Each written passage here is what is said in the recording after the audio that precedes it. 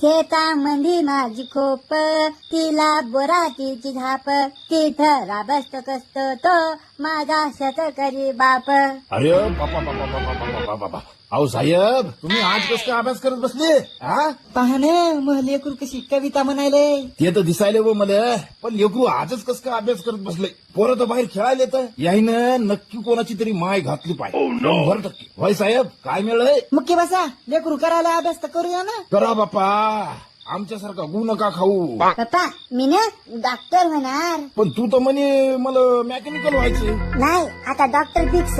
बर जाय पंखा चालू कर, गरमी व्हायली. करा ना तुम्हीच. आता उभेच हा, नाहीतरी काय काम असते बा तुम्हाला. बरं बरं बरं बरं मीच करतो.